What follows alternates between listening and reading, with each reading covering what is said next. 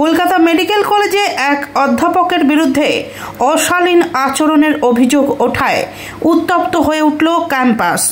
শুক্রবার দুপুর ৩টে নাগাদ হাসপাতাল চত্বরে বিক্ষোভ শুরু করেন ছাত্রছাত্রীরা।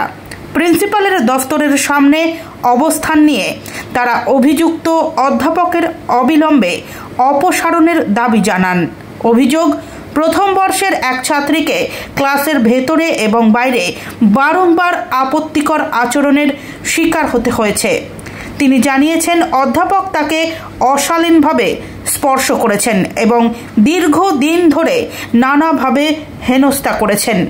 এ বিষয়ে এখনও পুলিশে কোনো লিখিত অভিযোগ দায়ের করা হয়নি। কলেজ সূত্রে জানা গিয়েছে, ছাত্রী প্রথমে বিষয়টি কলেজ ইউনিয়নের সদস্যদের জানান। এরপর ইউনিয়নের ছাত্রছাত্রীরা প্রিন্সিপালের সঙ্গে দেখা করে সমস্ত অভিযোগ তুলে ধরেন। এরপর থেকেই বাড়তে থাকে উত্তেজনা।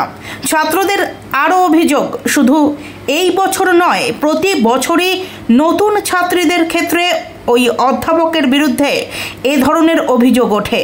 বহুবার কর্তৃপক্ষকে জানানোর পরও কোনো ব্যবস্থা নেওয়া হয়নি বলে দাবি তাদের।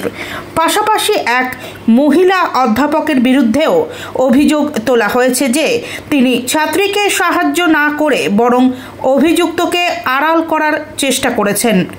বলা হয়েছিল যাতে তিনি পেছনের বেঞ্চে বসেন, যাতে অধ্যাপকের নজরে না পড়েন।